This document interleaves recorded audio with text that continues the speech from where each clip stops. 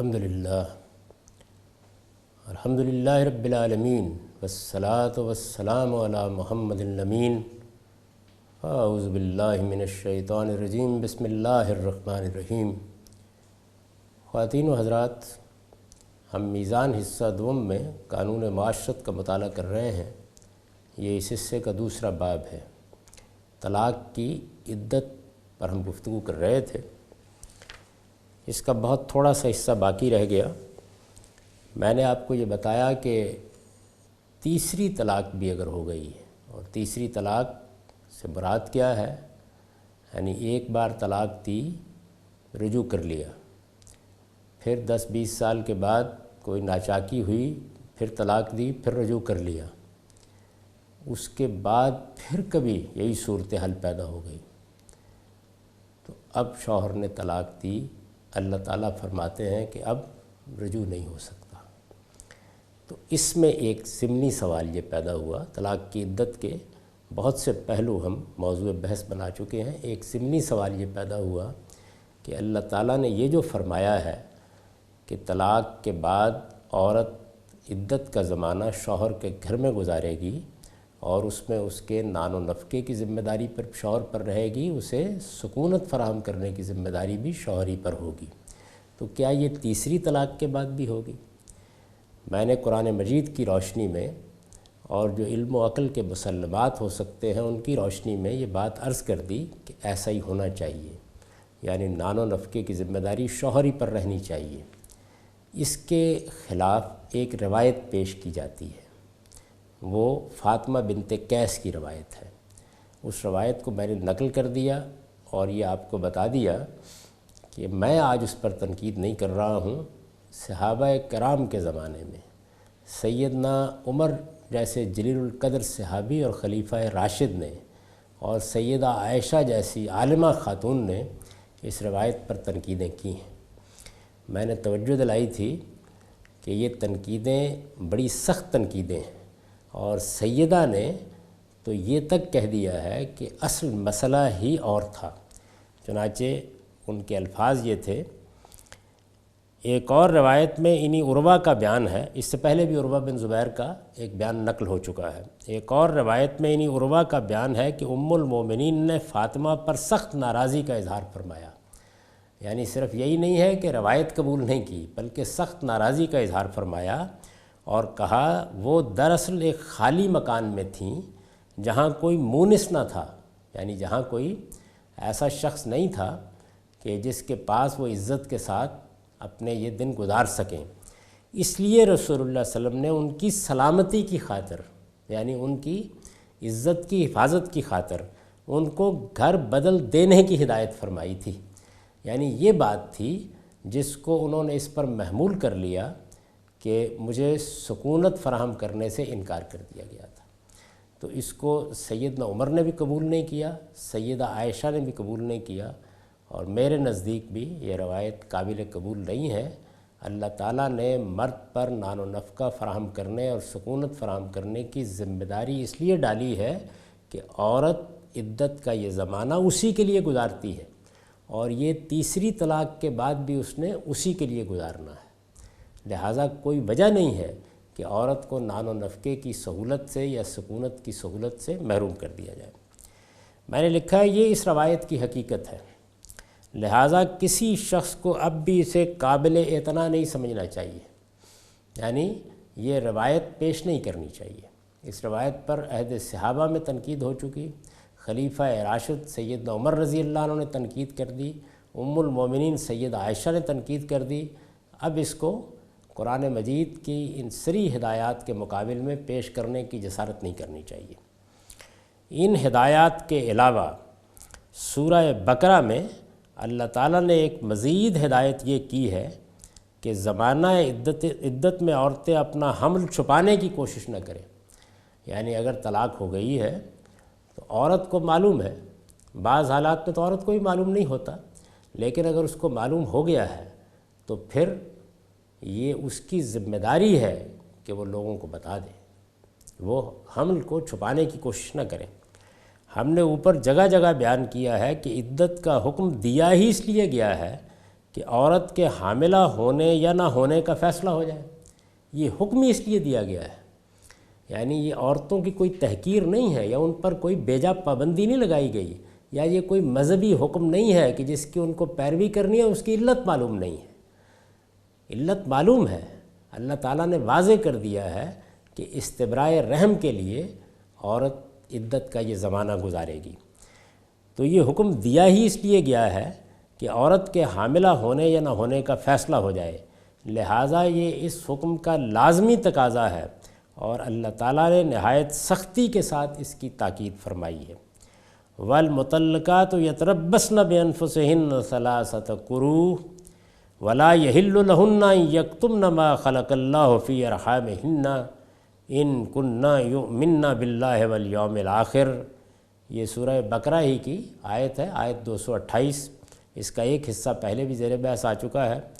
ترجمہ یہ ہے، اور جن عورتوں کو طلاق دی گئی ہو وہ اپنے آپ کو 3 حیض تک انتظار کرائیں، اور اگر وہ اللہ اور روز آخر پر ایمان رکھتی ہیں تو ان کے لیے جائز نہیں ہے کہ اللہ نے جو کچھ ان کے پیٹ میں پیدا کیا ہے اسے چھپا لیں۔ اس پر عدت کی بحث پایہ تکمیل کو پہنچ جاتی ہے۔ چند چیزوں کی طرف میں توجہ دلانا چاہتا ہوں۔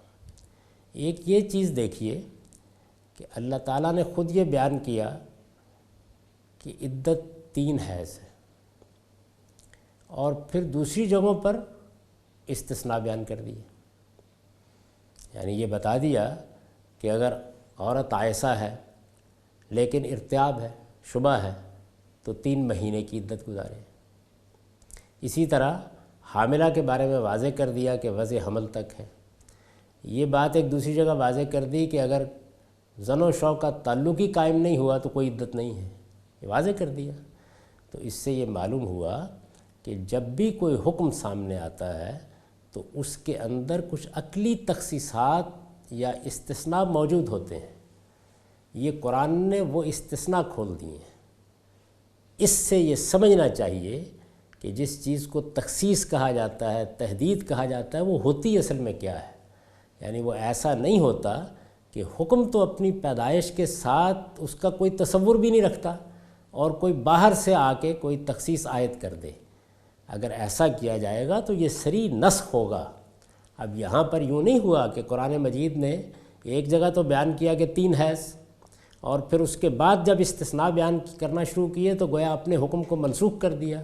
نہیں، یہ اس کے مضمرات کو کھول دیا ہے۔ ہر عاقل کو سمجھنا چاہیے تھا کہ عدت کی یہ مدت جس مقصد کے لیے مقرر کی گئی ہے اس کو حاصل کرنا ہے۔ تو ایک یہ بات ذہن میں رکھیے۔ دوسرے یہ کہ فاطمہ بنت قیس کی روایت پر جو تنقیدات کی ہیں سیدہ عائشہ نے اور سیدنا عمر رضی اللہ عنہ نے، ان کی روشنی میں ہمارے موقف کو بھی سمجھیے اور روایتوں کے بارے میں بھی صحیح جگہ پر کھڑے ہونے کی کوشش کیجیے۔ رسالت پاک صلی اللہ علیہ وسلم ہمیں جو دین دے کر گئے ہیں وہ قرآن و سنت میں ہے۔ سنت مسلمانوں کے اجماع سے منتقل ہوئی ہے۔ اخبار احاد، روایات جنہیں حدیث کہا جاتا ہے، ان سے نہ دین میں کسی عقیدے کا اضافہ ہوتا ہے نہ عمل کا اضافہ ہوتا ہے۔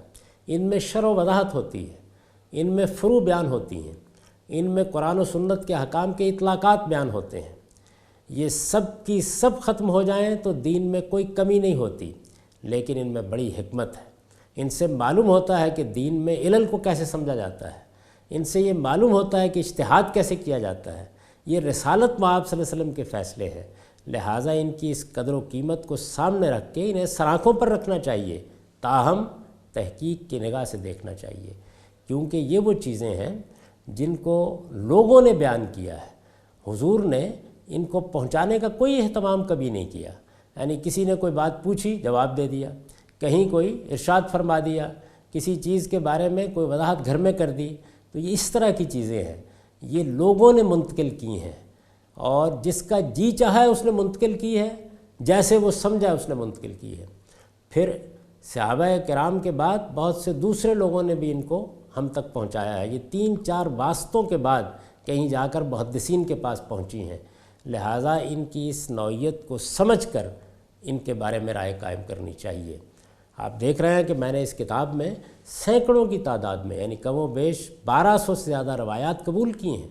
اس کا یہ مطلب نہیں کہ باقی رد کر دیے ہیں، یعنی باقی روایات میں یہی مضامین دہرائے گئے ہیں، دین سے متعلق تمام روایات میں نے لے لی ہیں۔ 2 یا 4 روایتیں ہیں جن کے اوپر تنقید کی ہے اس کتاب میں، اور یہ تنقید کا سلسلہ ہر حال میں جاری رہنا چاہیے، اور یہ بات سمجھ لینی چاہیے، بہت اچھی طرح سمجھ لینی چاہیے کہ ہمارا پورا دین قرآن و سنت میں بیان ہو گیا ہے۔ یہ روایات، یہ اخبار احاد اس دین میں ایک تنکے کے برابر بھی کوئی اضافہ نہیں کرتی۔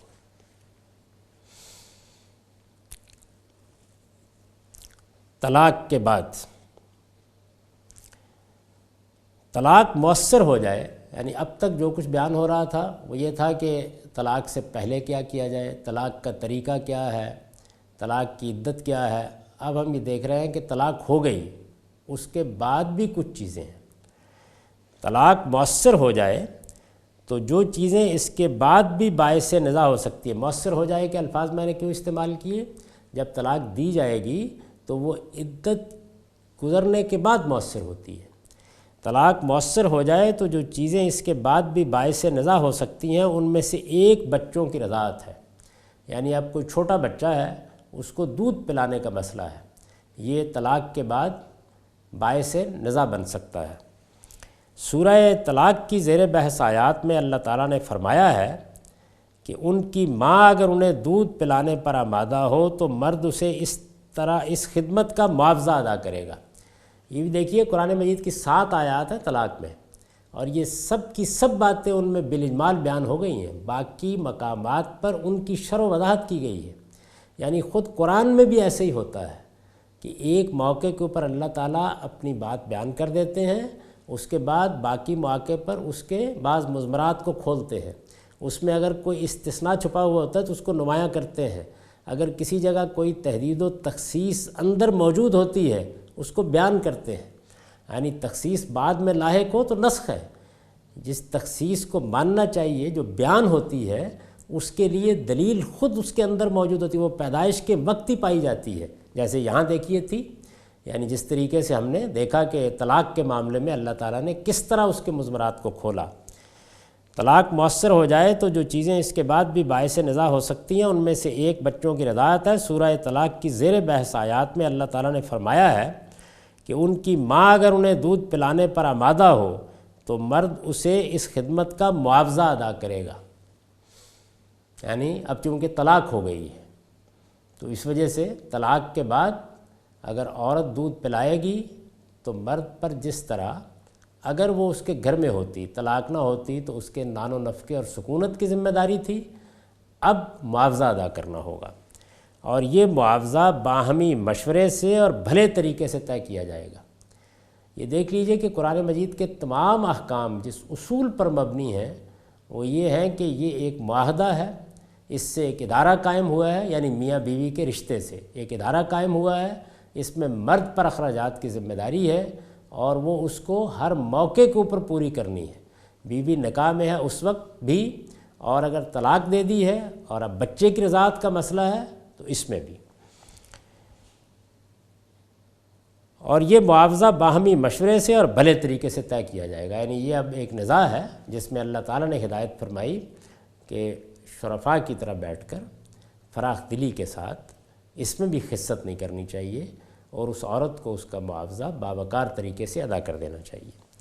اس طرح کی کوئی قرارداد اگر بچوں کے ماں باپ کے مابین نہ ہو سکے تو قرآن کا ارشاد ہے کہ پھر کوئی دوسری عورت دودھ پلا لے گی۔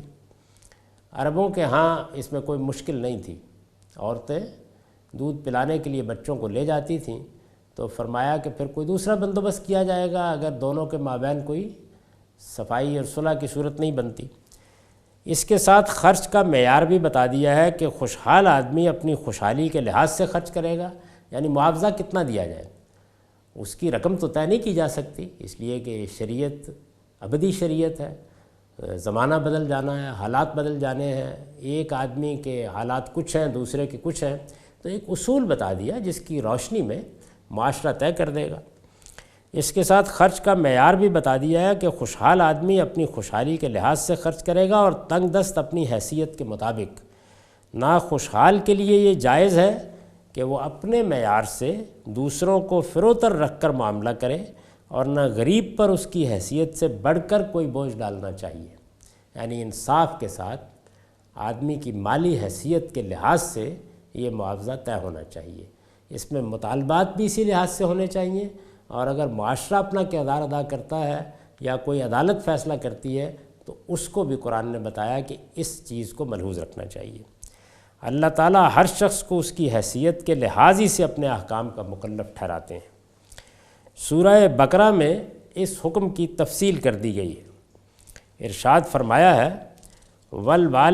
والوالدات یرضعن اولادہن حولین کاملین لمن اراد ان یتم الرضاع وعلی المولود لہ رزقہن وکسوتہن بالمعروف لا تکلف نفس الا وسعہا لا تضار والدۃ بولدہا ولا مولود لہ بولدہ وعلی الوارث مثل ذلک فَإِنْ أَرَادَ فِصَالًا عَنْ تَرَاضٍ مِّنْهُمَا وَتَشَاوُرٍ فَلَا جُنَاحَ عَلَيْهِمَا وَإِنْ أَرَدتُّمْ أَنْ تَسْتَرْضِعُوا أَوْلَادَكُمْ فَلَا جُنَاحَ عَلَيْكُمْ إِذَا سَلَّمْتُمْ مَا آتَيْتُمْ بِالْمَعْرُوفِ وَاتَّقُوا اللَّهَ وَاعْلَمُوا أَنَّ اللَّهَ بِمَا تَعْمَلُونَ بَصِيرٌ۔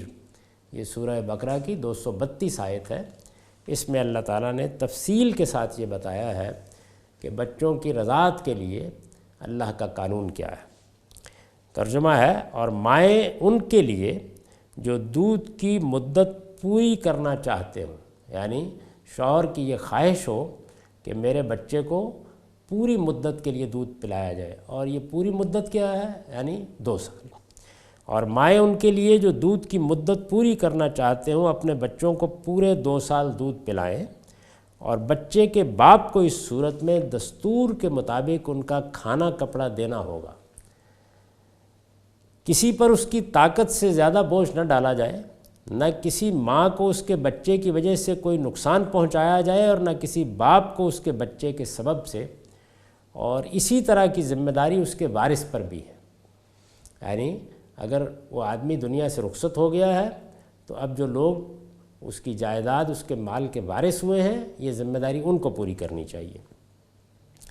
پھر اگر دونوں یعنی وہ میاں بیوی باہمی رضامندی اور مشورے سے دودھ چھڑانا چاہیں تو دونوں پر کوئی گناہ نہیں۔ یعنی وہ 2 سال کے بجائے یہ کہتا ہے کہ ٹھیک ہے 1 سال بھی کافی ہے، 1.5 سال بھی کافی ہے، یا بچہ اب کچھ کھانے پینے کے قابل ہو گیا ہے تو اس پر کوئی اعتراض نہیں ہے۔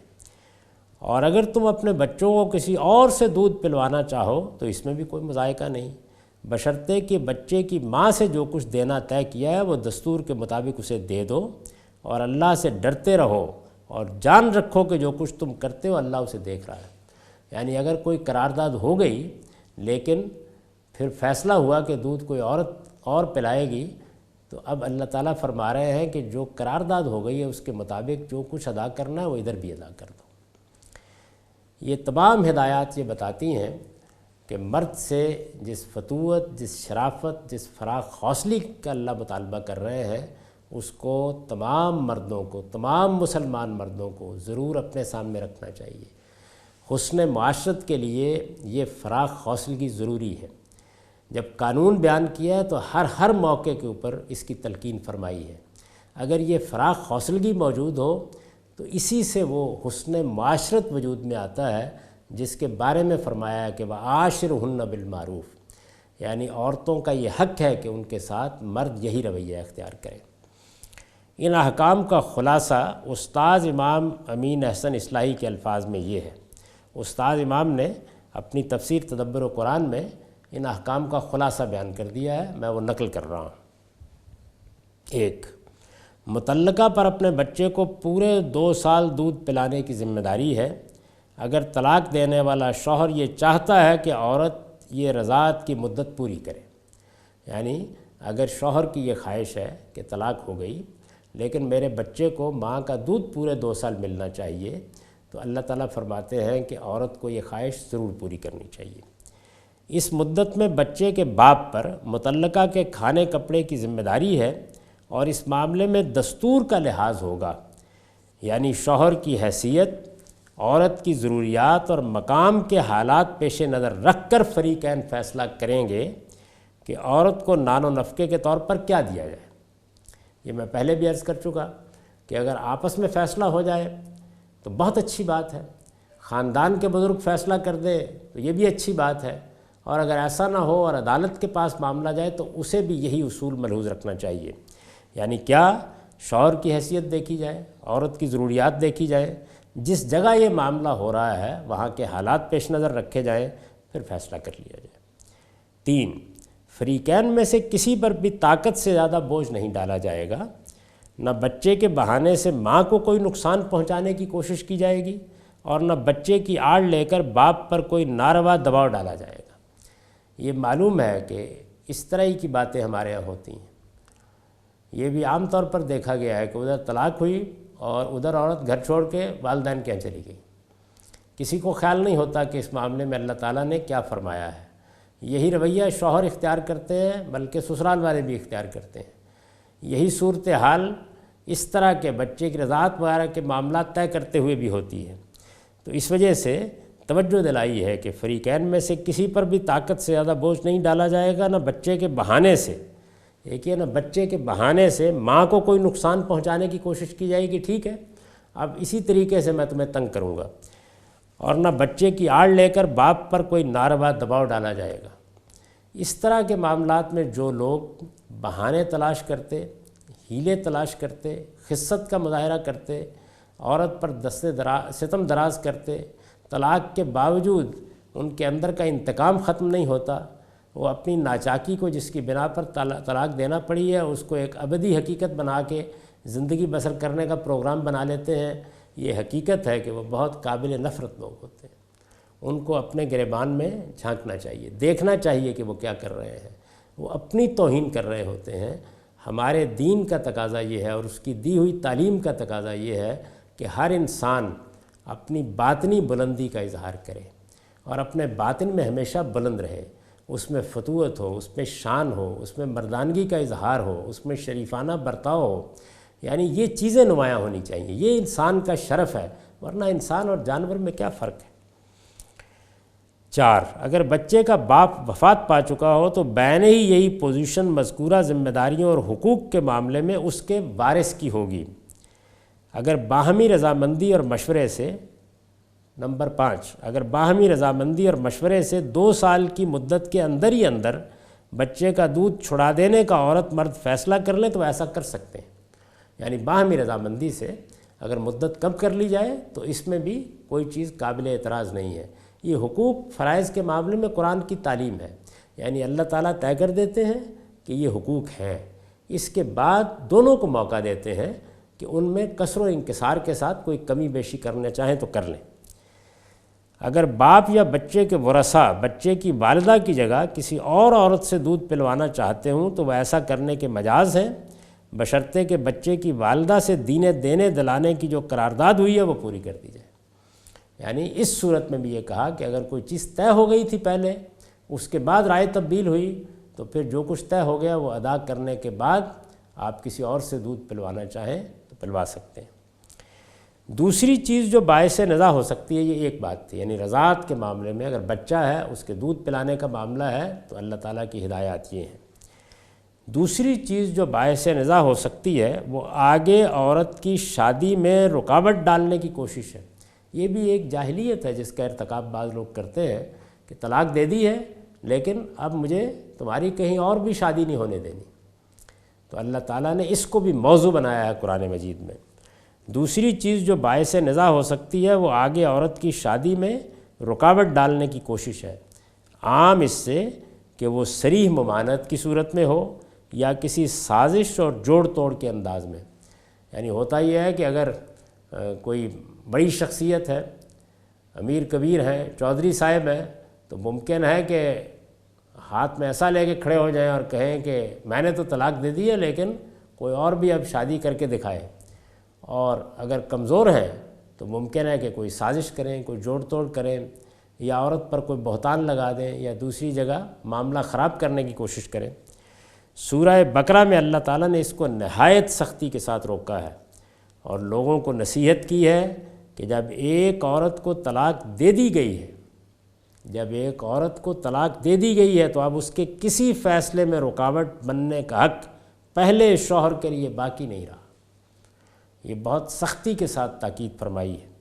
وہ جب چاہے اور جہاں چاہے شادی کر سکتی ہے۔ اس کا یہ فیصلہ اگر دستور کے مطابق ہے تو اس پر کسی اعتراض کی گنجائش نہیں ہو سکتی۔ یعنی اگر سوسائٹی کے کسی دستور کی، کسی ضابطے کی، کسی عرف کی خلاف ورزی ہو رہی ہے تو بات کی جا سکتی ہے سلیقے کے ساتھ، لیکن اگر ایسا نہیں ہے تو پھر محض اپنی آتش انتقام کو بجھانے کے لیے یا اس کو تنگ کرنے کے لیے اس طرح کی حرکت انتہائی مذموم ہے، اور اللہ تعالیٰ نے سختی کے ساتھ اس سے روکا ہے۔ اس کے لیے اصل میں بالمعروف کے الفاظ آئے ہیں۔ اس سے مقصود یہ ہے کہ عورت اور مرد دونوں اپنے معاملات طے کرنے میں پوری طرح آزاد ہیں، لیکن اتنی بات بہرحال ضروری ہے کہ اس میں کوئی ایسی چیز نہیں ہونی چاہیے جو شرفاء کی روایات کے خلاف ہو، اور جس سے پہلے شوہر یا ہونے والے شوہر یا خود عورت کے خاندان کی عزت اور شہرت کو نقصان پہنچنے کا اندیشہ ہو۔ یعنی یہ بتایا ہے کہ جو معاملہ بھی ہو وہ بھلے طریقے سے ہونا چاہیے، سوسائٹی کے عرف کی رعایت سے ہونا چاہیے۔ یعنی معاشرے میں جو اچھی روایات بن جاتی ہیں، اچھے رسوم قائم ہو جاتے ہیں، قرآن مجید چاہتا ہے کہ وہ قائم رہیں۔ اسی سے تہذیب نشو و نما پاتی ہے، اسی سے معاشرے کا حسن نمایاں ہوتا ہے۔ قرآن مجید نے جہاں کہیں خرابی ہے اس کی اصلاح کی ہے، ورنہ سوسائٹی کے عرف کو مانا ہے۔ یہ سوسائٹی کا عرف اصل میں فطری اخلاقیات سے، عالمگیر اخلاقیات سے پیدا ہوتا ہے۔ اس میں بھی غلطیاں ہوتی ہیں، اس کی اصلاح انبیاء نے کر دی ہے، لیکن عام حالات میں معاملات اس کے مطابق ہونے چاہیے، اور معاملات اس کے مطابق ہوں گے تو اسی سے خیر و برکت پیدا ہوگی۔ ارشاد فرمایا ہے وَإِذَا طَلَّقْتُمُ النِّسَاءَ فَبَلَغْنَ أَجَلَهُنَّ فَلَا تَعْضُلُوهُنَّ أَن يَنكِحْنَ أَزْوَاجَهُنَّ إِذَا تَرَاضَوْا بَيْنَهُم بِالْمَعْرُوفِ ذَلِكَ يُوعَظُ بِهِ مَنْ كَانَ مِنكُمْ يُؤْمِنُ بِاللَّهِ وَالْيَوْمِ الْآخِرِ ذَلِكُمْ أَزْكَىٰ لَكُمْ وَأَطْهَرُ وَاللَّهُ يَعْلَمُ وَأَنْتُمْ لَا تَعْلَمُونَ۔ اور جب تم اپنی عورتوں کو طلاق دو اور وہ اپنی عدت کو پہنچ جائیں تو اب اس میں مانع نہ ہو، رکاوٹ نہ بنو۔ اب اس میں مانع نہ ہو کہ وہ اپنے ہونے والے شوہروں سے نکاح کر لیں، جبکہ وہ آپس میں دستور کے مطابق معاملہ طے کریں۔ یہ نصیحت تم میں سے ان لوگوں کو کی جاتی ہے جو اللہ پر اور قیامت کے دن پر ایمان رکھتے ہیں۔ یہی تمہارے لیے زیادہ شائستہ اور زیادہ پاکیزہ طریقہ ہے، اور حقیقت یہ ہے کہ اللہ جانتا ہے اور تم نہیں جانتے۔ یہ بقرہ کی آیت 232 ہے، جس کا ترجمہ میں نے آپ کے سامنے رکھا۔ بہت سختی کے ساتھ اللہ تعالیٰ نے روکا ہے، اور یہ جو آیت کا آخری حصہ ہے کہ ذالکم ازکی لکم وأطہر واللہ یعلم وانتم لا تعلمون، اس کی کچھ مزید وضاحت کی ضرورت ہے، ہم اگلی نشست میں کریں گے۔ اقول قولی ھذا واستغفر اللہ لی ولکم ولسائر المسلمین۔